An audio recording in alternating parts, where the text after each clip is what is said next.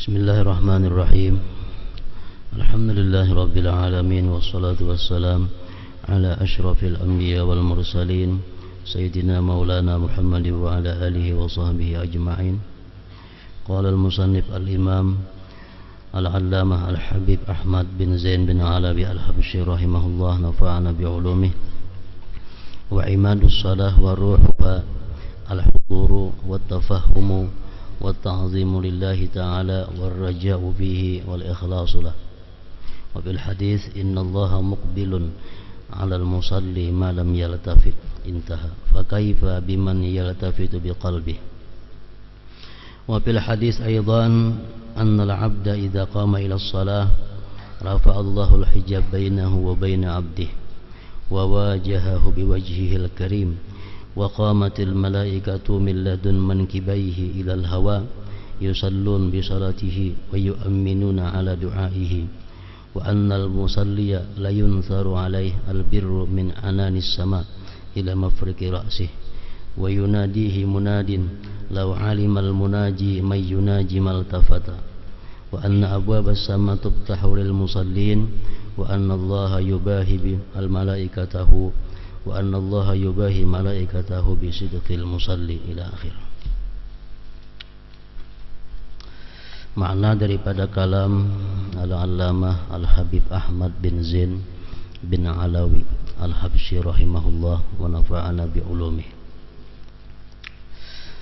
Kehadiran hati, pemahaman, pengagungan dan pelaksanaan salat dengan penuh harap dan ikhlas merupakan tiang dan ruh salat.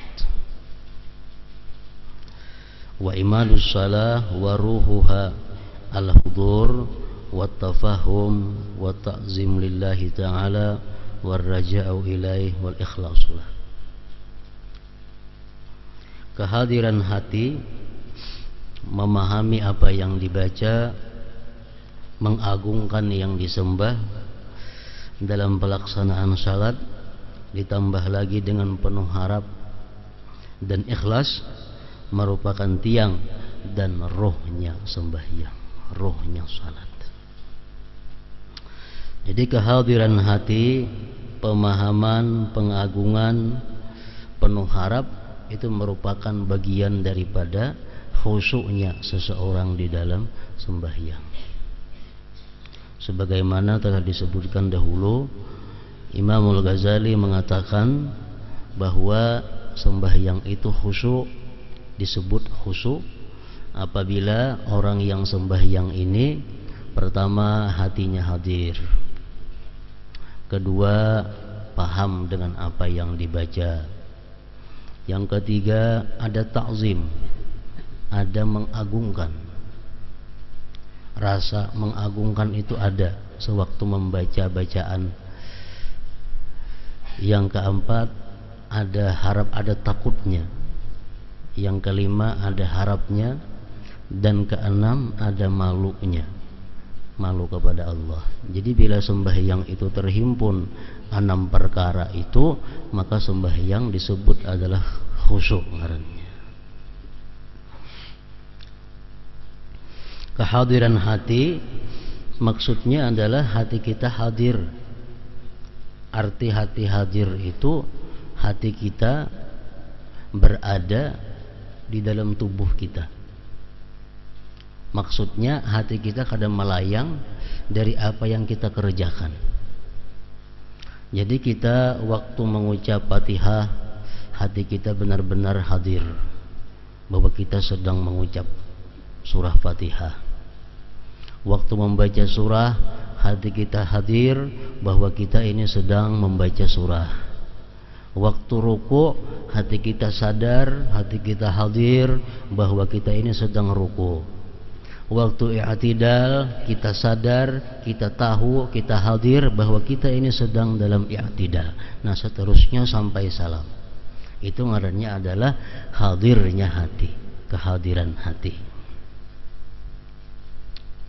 Bagian daripada khusyuk. Bila sudah hati kita hadir dengan apa yang kita baca dalam sembahyang itu, dan hati kita hadir dengan apa yang kita kerjakan dalam sembahyang, hanyar kita bisa takzim, mengagungkan. Mengagungkan ini sesudah hadir. Kalau hati kita kada hadir, mustahil kita bisa mengagungkan. Kita sembahyang umpamanya keingatan di rumah, maulah kita mengagungkan Allah. Jadi andaknya takzim, mengagungkan Allah itu andaknya sesudah hudurul qalbi, sesudah hadirnya hati. Hadir hati modal pertama untuk takzim, membesarkan. Membaca Al-Quran itu ada takzimnya.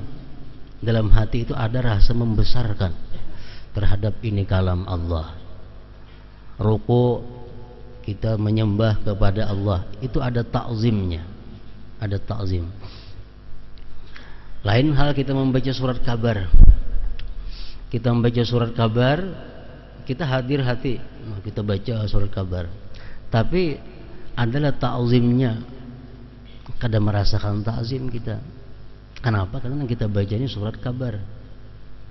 Jadi kalau kita membaca surat kabar, hati kita tuh hadir.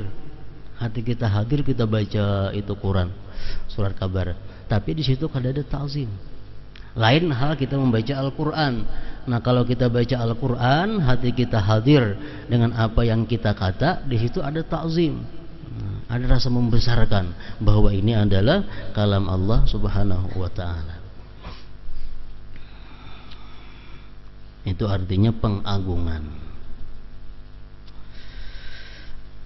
Nah, kemudian pelaksanaan salat dengan penuh harap. Kita sembahyang tentu ada harapnya, baik parahatan sembahyang itu maupun sesudah sembahyangnya, itu pasti ada raja, harap, dan ada pula lawanannya takut kepada Allah. Dalam surat Fatihah itu pun kalau kita memahami, kalau kita hadir hati, kita paham, itu ada takut dan harapnya. Sebutin surat Fatihah.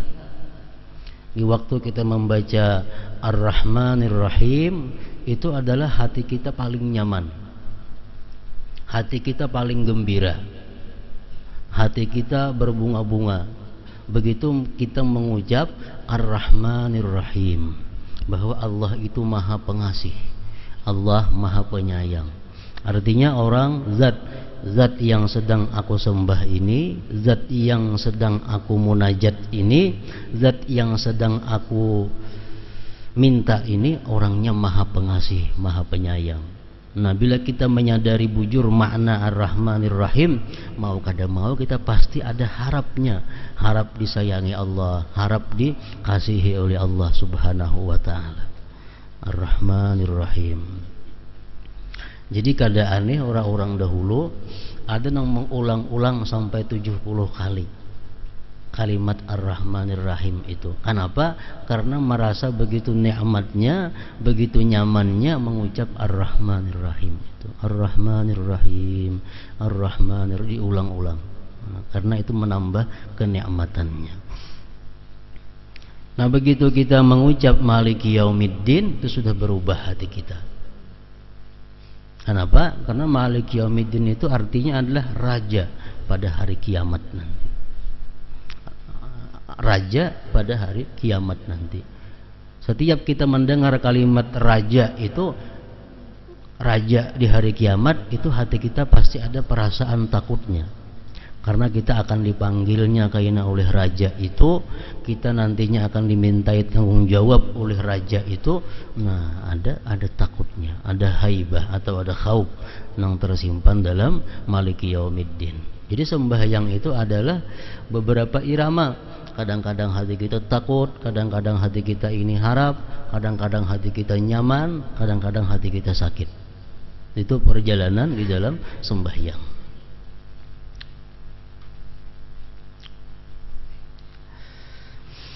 Nah, kemudian dan ikhlas. Ikhlas ini hendaknya mulai awal sembahyang sampai meninggal dunia. Itu mesti ikhlas. Ikhlas itu dituntut mulai kita sebelum melakukan sembahyang sampai kita mati, kita ikhlas dengan sembahyang itu. Kalau kada demikian, jelas sudah kada diterima oleh Allah. Ikhlas artinya dorongan, motivasi yang menggerakkan kita untuk sembahyang karena Allah. Nah, itu adalah ikhlas. Makanya disunatkan di dalam niat itu dibuat lillahi ta'ala, karena Allah ta'ala. Itu untuk mengingatkan kita agar sembahyang ini jangan karena yang lain, mesti lillahi ta'ala. Merupakan tiang dan roh salat. Artinya sembahyang nang kada ada rohnya itu sudah jelas kada diterima oleh Allah Subhanahu wa ta'ala. Seapa ada sembahyang kita itu yang hidup, mungkin ada 1/10-nya, mungkin ada 1/6-nya, ada separuhnya, ada 1/4-nya, nang hidup itulah yang sampai ke hadirat Allah Subhanahu wa ta'ala, sembahyang kita. Nah, jadi sembahyang merupakan sesuatu yang paling penting sesudah syahadatain, sesudah 2 kalimat syahadat.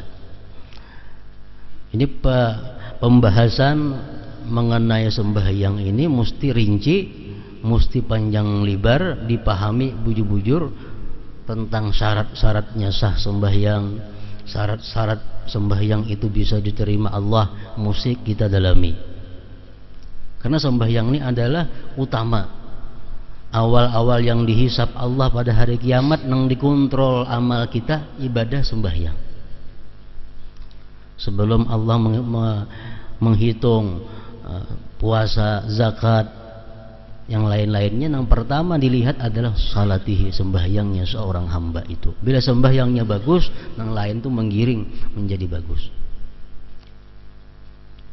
Jadi sembahyang yang pertama dahulu syarat sahnya. Ini tahu semuaan sudah kita. Syarat sah sembahyang. Arti syarat sah itu sabuting aja kada sah sembahyang. Bila kada sah sembahyang itu tanggung jawabnya kada beres. Kalau sembahyang ini sah, tanggung jawab kita sudah beres. Bapahala kada bapahala itu lain kisahnya. Kita dituntut oleh Tuhan, dituntut oleh agama sembahyang. Artinya sembahyang yang sah. Kalau sembahyang kita sah, kita sudah melepaskan tanggung jawab. Bapahalakah kadakah itu urusan lain lagi. Nah, jadi syarat sah sembahyang yang perlu diketahui. Pertama, ujar ulama fikih, ini bagian ulama fikih, syarat sah sembahyang ini suci dari najis.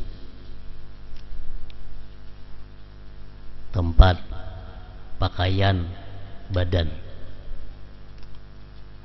Tempat, pakaian, badan mesti suci daripada najis. Suci daripada hadas, baik hadas kecil atau hadas besar. Itu syarat sah. Ketiga, menutup aurat. Menutup aurat. Aurat ini sedikit saja kita buka, kada sah sembahyang. Misal rambut bini-bini sabila saja ada kelihatan, kada sah sembahyang. Karena rambut itu bagian daripada aurat. Jadi bini-bini perlu hati-hati rambut. Biasanya rambut itu nang masalah. Karena itu syarat sah mesti tertutup aurat. Keempat, masuk waktu. Masuk waktu. Sembahyang di luar waktu, kalau sebelumnya kada sah, kalau sesudahnya sah aja. Nah. Jadi sembahyang masuk waktu, belum waktu sembahyang kada sah. Kalau sudah limpah waktu sembahyang sah aja itu qadaan jadinya. Makanya ada di dalam kitab fikih disebutkan orang selama 60 tahun sembahyangnya itu terus di luar waktu. Selama 60 tahun hidup sembahyangnya saben hari di luar waktu. inya wajib mengqadha cuma sehari semalaman. Wajib mengqadha sehari semalaman. Orang ini saben hari sembahyang hingga belum waktunya. Zuhur tanggal 12 sembahyang, asar jam 3 sembahyang, maghrib jam 6 sembahyang, isya jam 7 sembahyang, subuh jam 4 sembahyang. 60 tahun berlaku ini. Nah, inya wajib mengqadha sehari semalaman. Nang selanjutnya tuh sah aja lagi. Nang pertama tuh aja nang kada sah. Kenapa? Karena hari kedua hukumnya mengqadha hari semalam, hari ketiga mengqadha hari kedua, hari keempat mengqadha hari ketiga, hari kelima mengqadha hari keempat sampai 60 tahun. Nang pertama aja nang kada sah. Nang sebelum waktunya. Nah, jadi masuk waktu itu syarat sah sembahyang. Yang kelima, istiqbalul kiblah, menghadap kiblat. Menghadap kiblat ini zan, sangkaan kuat kita.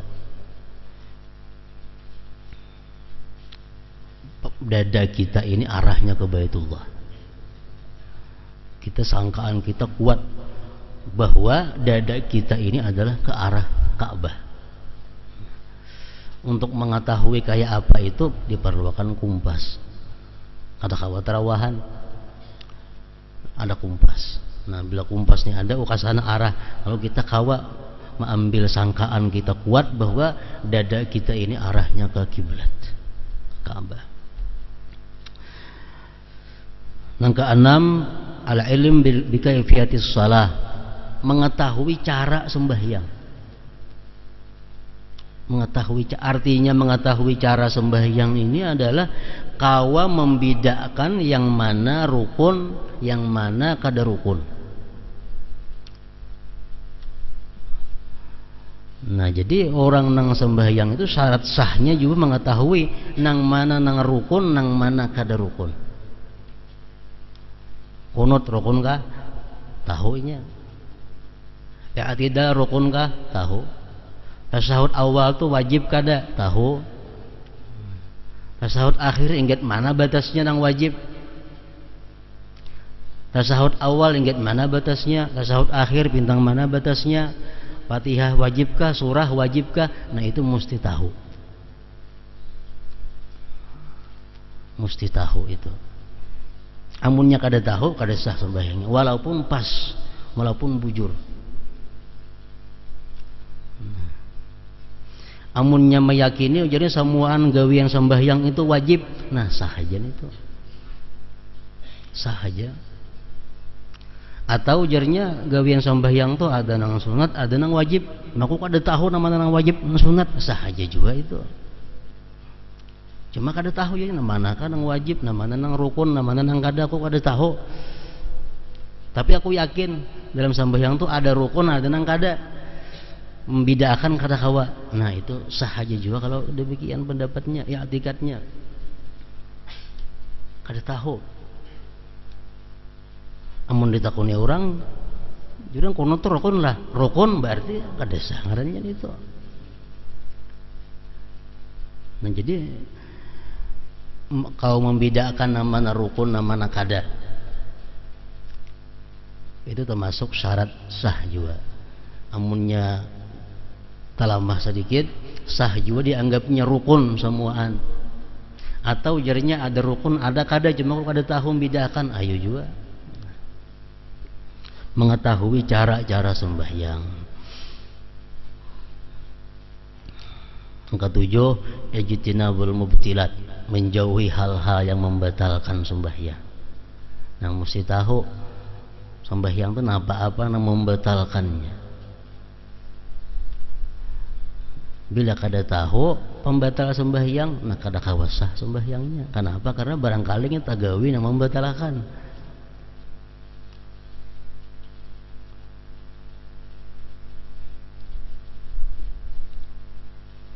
Menaguk liur sembahyang, ngerasa ada kopi susu ada, batal sembahyangnya. Rasa manis lamak ada, itu batal sembahyang. Nah, jadi mengetahui hal-hal yang membatalkan sembahyang dan menjauhinya termasuk syarat sah sembahyang.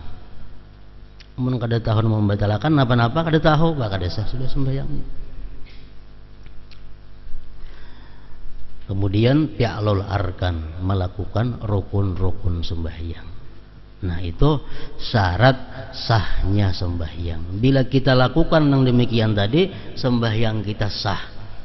Ibarat kita minjam baju lawan orang, baju sudah kita bulikakan. Itu pengertian sah. Kita injam piring lawan orang, kita bulikakan piringnya, nah itu sah sudah ngarannya. Kita sudah lepas tanggungan. Masalah ampun piring ini dibulikakan itu sarik atau suka tuh lain kisahnya. Piring sudah kita bulikakan. Nah, sembahyang sudah kita gawe. Jadi Imam Fakhrul Razi mengatakan orang yang sembahyangnya itu bagus, sembahyangnya dengan adab, sembahyangnya dengan khusyuk, laksana orang yang minjam baju.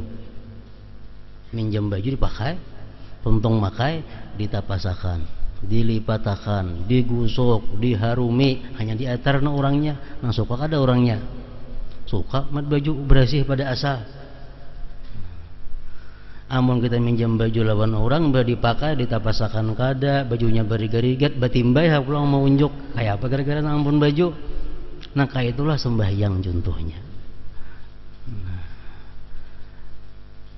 Tapi sudah dibulikakannya, batimbay kan sudah dibulikakannya, sudah lepas tanggung jawabnya, kewajibannya sudah gugur artinya.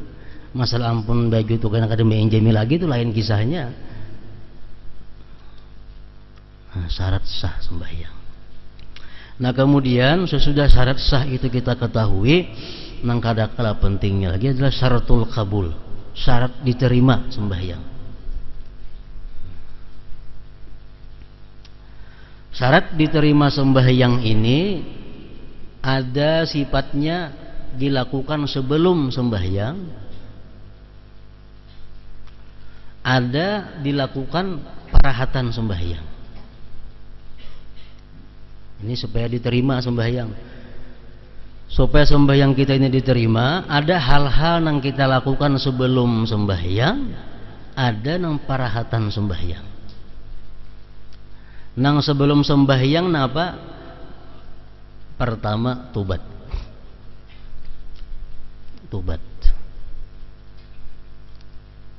Tobat daripada dosa-dosa nang mengakibatkan sembahyang kita itu kada diterima Allah Ta'ala.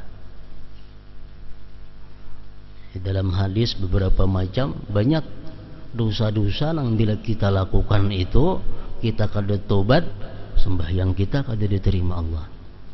Walaupun sembahyangnya khusyuk, apalagi kada khusyuk akhirnya kada diterima. Ini sebelum sembahyang gawiannya tobat daripada dosa-dosa itu.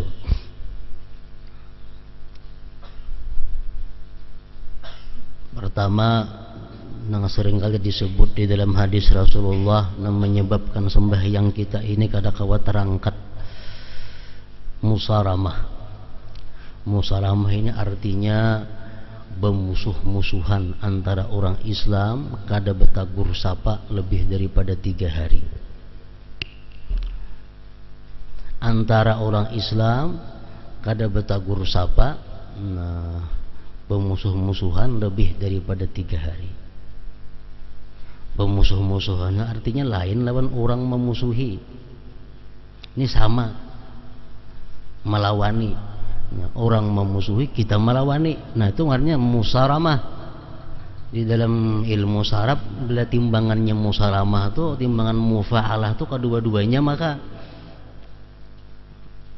musaramah, saling membenci, saling mentiror, saling bertolak belakang, saling kada betaguran. Nah ini orang ini kalaunya sembahyang, sembahyangnya kada terangkat lagi pada sakilan pada kepalanya. Artinya apa? Kada diterima oleh Allah Subhanahu wa Ta'ala sebelum dia bertobat. Sebelum tobat, musaramah namanya.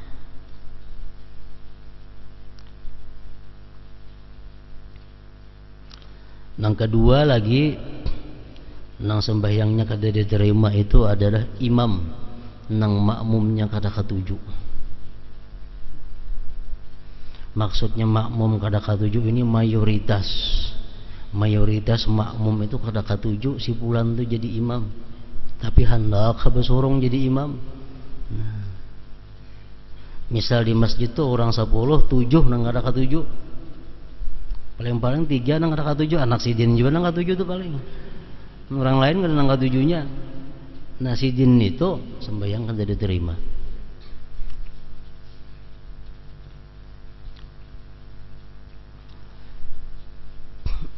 Dan lagi yang ketiga yang sering disebut di dalam hadis, perempuan yang tidak mendapat ridha suaminya.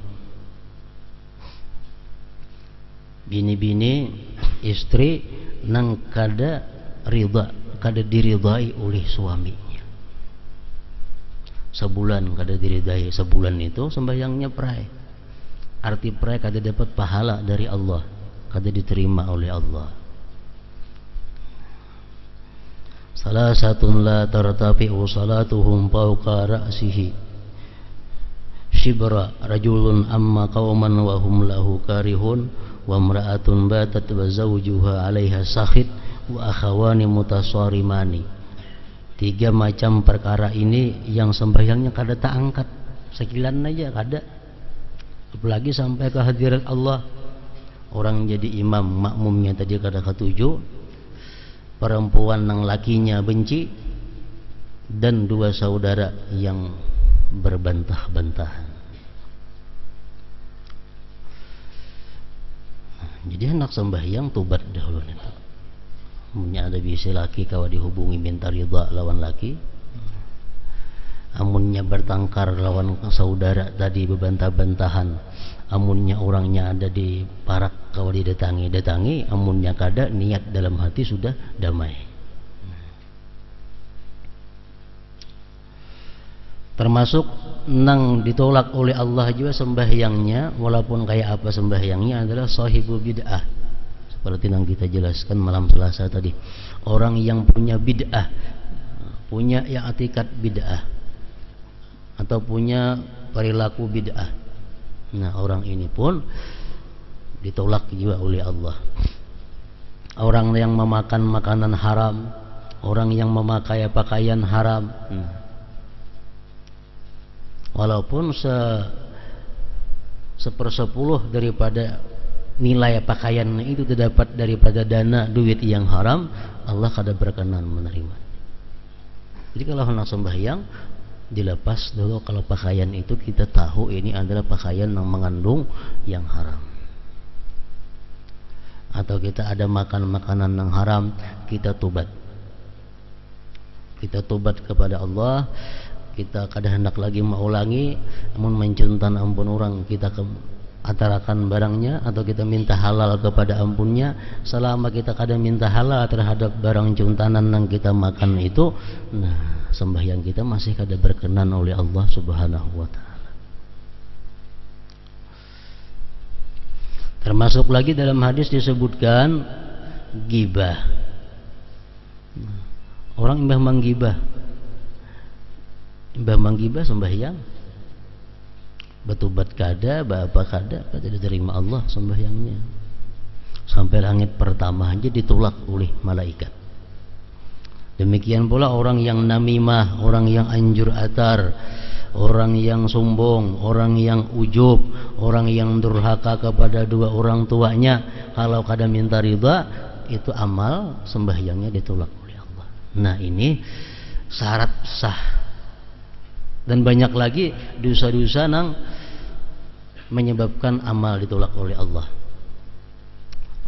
Pemimpin, pemerintah yang zalim terhadap rakyatnya, orang-orang yang khianat terhadap amanahnya, orang-orang yang datang kepada dukun dan membenarkan apa yang dikata dukun, 40 hari amalnya ditolak oleh Allah. Nah, jadi syaratul kabul, syarat agar amal ibadah khususnya sembahyang diterima oleh Allah ini, pertama adalah tobat. Tobat.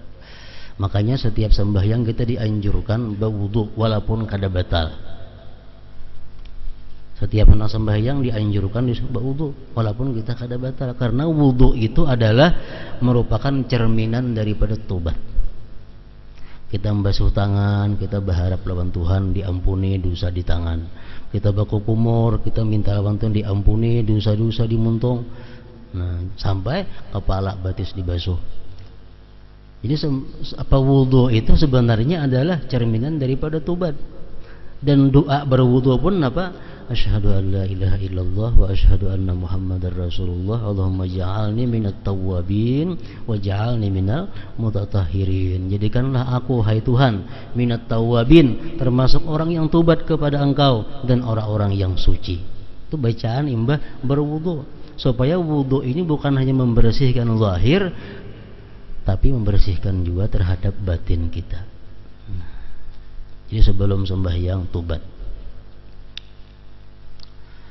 Yang kedua, sebelum sembahyang itu yang perlu lagi supaya diterima Tuhan sembahyang itu adalah ikhlas. Ikhlasnya hendaknya sebelum sembahyang. Hendak sembahyang tuh kenapa garang dulu maka hendak sembahyang? Bila hendak sembahyang ini karena menjunjung perintah Allah, nah ngarannya ikhlas. Hanya sembahyang. Nah, yang ketiga, hanyar yang pertama tadi tobat dilakukan sebelum sembahyang, ikhlas sebelum sembahyang, sampai terusnya ikhlas. Yang ketiga khusyuk. Nah, khusyuk itu adalah syarat untuk diterima Allah Subhanahu wa taala juga, khusyuk tadi.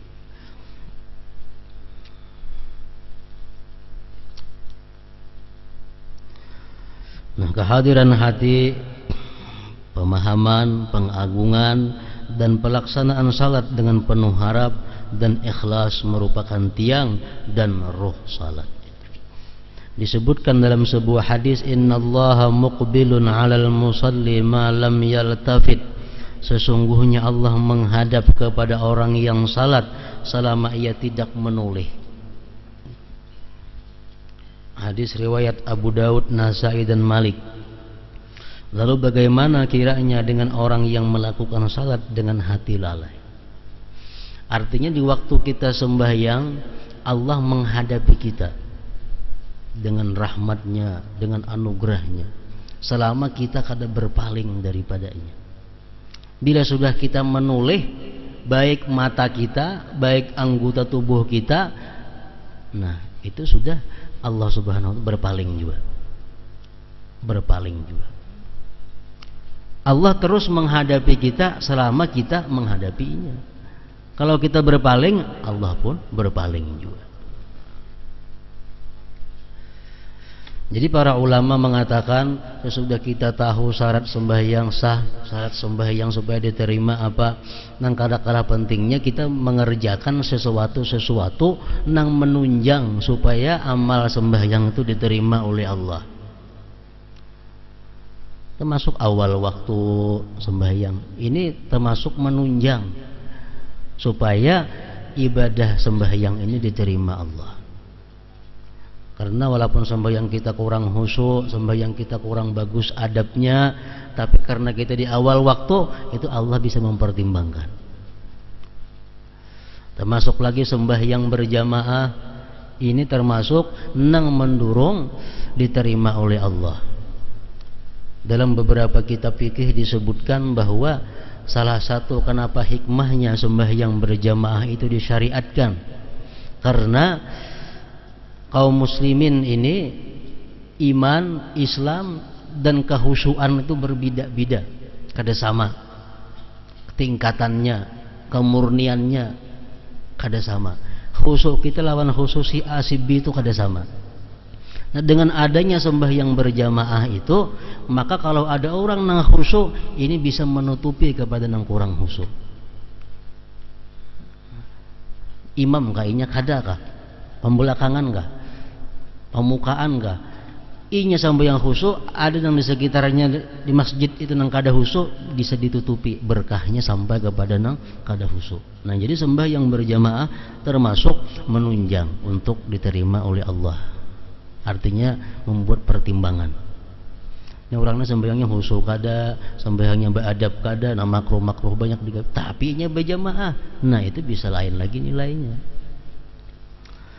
Nah, menunjang lagi amal sembahyang ini diterima Allah, fi'lul masnunat, wa tarkul makruhat. Nah, fi'lul masnunat memperbuat nang sunat-sunatnya, baik nang qablas salah sebelum sembahyang, wa fis salah nang dalam sembahyang, wa ba'das salah nang sesudah sembahyang. Sunat sembahyang nang sebelum sembahyang napa? Macam azan, qamat, itu sunat. Itu pertimbangan juga oleh Allah kaina. Nang dalam sembahyang sunatnya makin banyak lagi. Dan sesudah sembahyang pun ada juga sunat-sunatnya. Jam kita sembahyang, assalamualaikum warahmatullah, assalamualaikum warahmatullah, lalu kita beristighfar 3 kali, itu sunat sesudah sembahyang. Itu pun bisa menutupi kekurangan yang ada di dalam sembahyang. Nah, yang keempat, tarkul makruhat, meninggalkan yang makruh dalam sembahyang. Itu pun menunjang juga untuk diterima Allah sembahyang itu. Dalam sebuah hadis pula disebutkan bahwa jika seseorang hamba menunaikan salat, maka Allah mengangkat hijab antara dia dengan hambanya, menghadapinya dengan wajahnya yang mulia. Tentu sembahyang yang bagus, sembahyang yang sempurna. Orang yang sembahyangnya bagus, sembahyang yang sempurna, Allah angkat hijab, dinding. Para malaikat berdiri berbaris dari kedua pundaknya hingga ke angkasa. Mereka salat bersamanya dan mengaminkan doanya. Kebaikan tercurah kepadanya mulai dari awan di langit hingga ke ubun-ubun. Jika orang yang sedang bermunajat itu mengetahui kepada siapa dia sedang bermunajat, niscaya dia tidak akan berpaling darinya. Pintu-pintu langit terbuka bagi orang-orang yang salat, dan Allah membanggakan kesungguhan mereka. Allah banggakan kepada para malaikat. Ini orang yang sembahyang itu.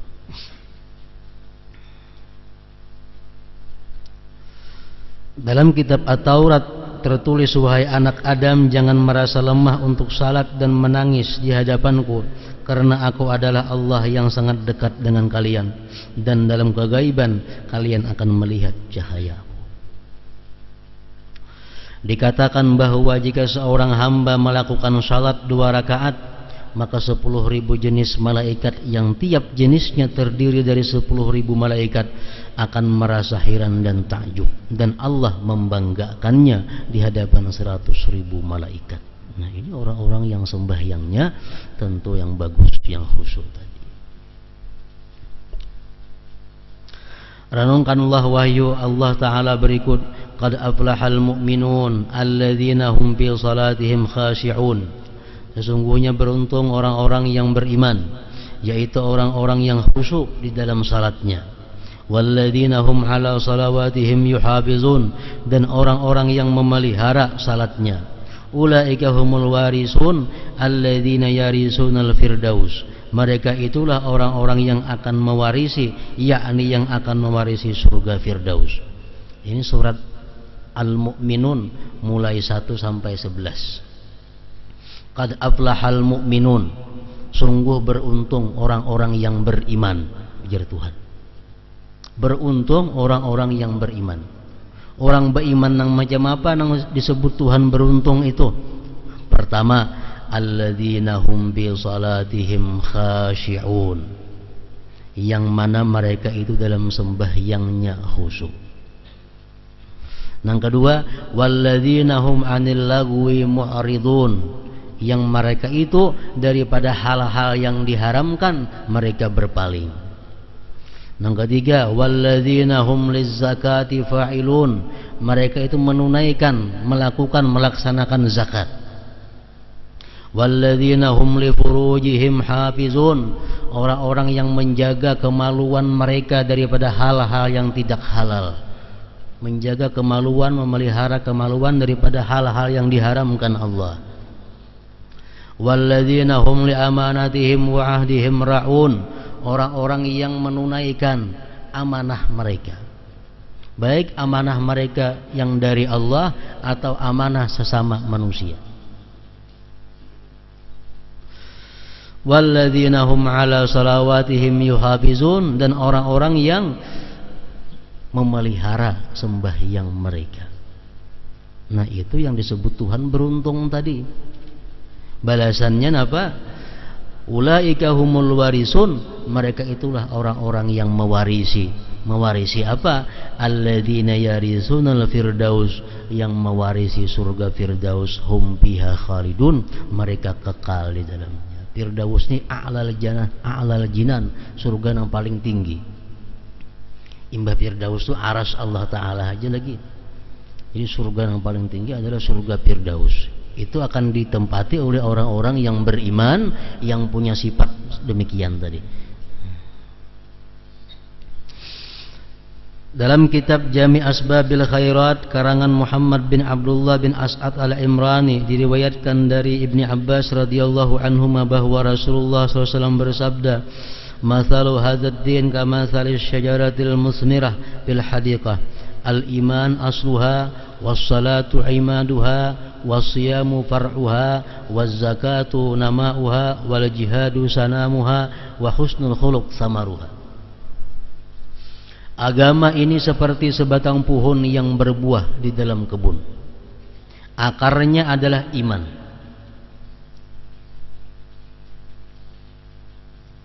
Batangnya adalah salat. Rantingnya adalah puasa. Pertumbuhannya adalah zakat. Bungkulnya adalah jihad. Dan buahnya adalah budi pekerti yang baik. Dalam riwayat Anas radhiyallahu anhu disebutkan bahwa wal kaffu an maharimillah samaruha, buahnya itu agama adalah kemampuan untuk mencegah diri dari hal-hal yang diharamkan Allah Ta'ala. Dalam kitab itu juga disebutkan sebuah hadis riwayat Abu Hurairah radhiyallahu anhu yang menyatakan bahwa Rasulullah SAW bersabda, "Min uqubatil mutahawin bis salah an turfa'a barakatu umrihi wa rizkihi wa simas salihin min wajhihi wa la yuqbalu fi du'a'us salihin wa la yuqbalu du'a'uhu wa la yu'jaru ala amalihi wa yamutu atshana ja'i'a dhalila wa yadiku qabruhu wa yuzlim wa la yanzurullah ilaih wa la yuzakkihi wa lahu azabun alim." Di antara siksa yang diberikan kepada orang yang merimihkan salat. Pengertian merimihkan salat ini macam-macam. Orang nang kada sembahyang itu sudah nyata merimihkan salat. Orang yang sengaja mengeluarkan sembahyang dari waktunya termasuk merimihkan salat. Orang yang sembahyang kada hati-hati sehingga kada sempurna rukunnya, itu termasuk merimihkan salat. Orang yang kada ada hendak berusaha agar sembahyang itu diterima Allah, termasuk merimihkan salat. Jadi macam-macam pengertian merimihkan salat. Rasulullah Shallallahu Alaihi Wasallam sewaktu di Masjid Nabawi, beliau melihat ada seorang sembahyang. Tuntung sembahyang, orang itu suruh Nabi ulangi sembahyang. Suruh Nabi lagi, tuntung sembahyang, ya Nabi ulangi lagi sembahyang. Sembahyang lagi, tuntung ulangi, ya Nabi lagi sembahyang ikam. Beberapa kali, akhirnya kenapa garang wahai Rasulullah? Maka disuruh ulang-ulang sembahyang ulun ini. Ujar Nabi, sembahyang ikam itu kada sempurna rukunnya, sujudnya kada sempurna, rukunya kada sempurna, artinya tuh makninahnya kada bagus. Nah, rukunya keancapan, sujudnya keancapan, i'tidalnya keancapan, sehingga ibarat bacaan tuh kada bebuku beruas lagi. Ini termasuk memperinting salat ngarannya. Ada lagi diriwayatkan dalam kitab Al-Kabair.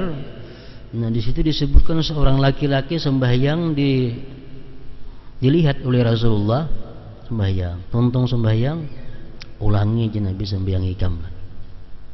Ulanginya, tuntung, je Nabi ulangi sembahyang itu lagi, ulanginya pula, Sampai beberapa kali. Kenapa garang berulang-ulang sembahyang wahai Rasulullah? Ujar Nabi, itu pakaian ikam itu nah limpua buku lali. Laki-laki nih, nah sembahyang laki-laki.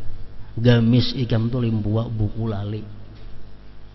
Salawar kasabah aja tapi limpua buku lali tapa air, artinya ujar Nabi, Allah kada menerima orang yang sembahyang pakaiannya itu laki-laki itu pakaiannya limpua buku lali ini.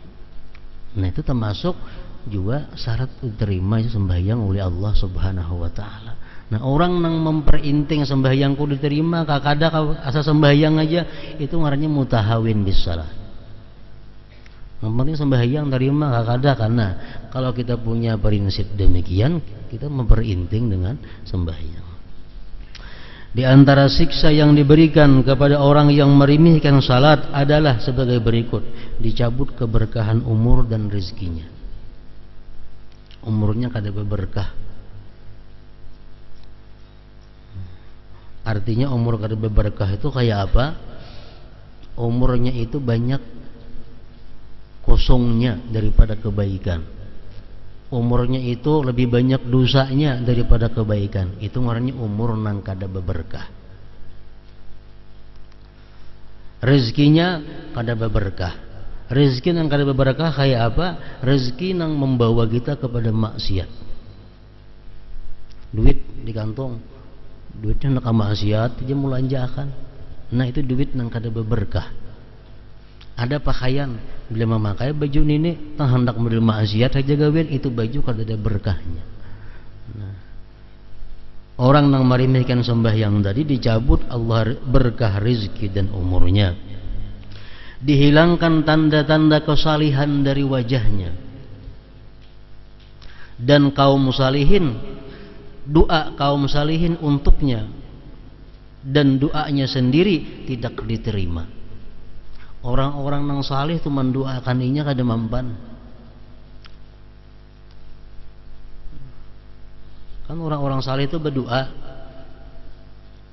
Allahumma ghfir lana dzunubana wa li walidina wa li ikhwanina, kawan-kawan kami, jiran-jiran kami. Jirannya kada sembahyang kada mampan doanya, kada taumpat nih itu. Lagi orang-orang salihin berdoa, doa haul, sampaikan pahala ini kepada tetangga-tetangga kami. Tetangganya kada sembahyang, kada sangkut di doa itu. Tetangganya meremehkan salat, kada sangkut dalam doa itu. Doa kaum salihin untuknya dan doanya sendiri tidak diterima. Meremehkan salat. Amalnya tidak diberi pahala, dia akan mati dalam keadaan haus, lapar, hina, dan kuburnya akan menjadi sempit dan gelap. Allah tidak akan memandang dan menyucikannya, dan ia akan memperoleh siksa yang pedih. Nah, orang-orang yang meremehkan sembahyang itu. Nah, kemudian puasa, zakat, dan haji.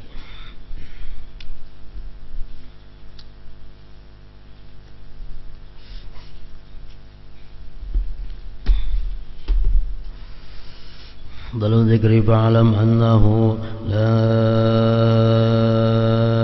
ilaha illallah Muhammadur Rasulullah, la ilaha illallah Muhammadur Rasulullah, la ilaha illallah Muhammadur Rasulullah, la ilaha illallah, la ilaha illallah, la ilaha illallah, la ilaha illallah, la ilaha illallah.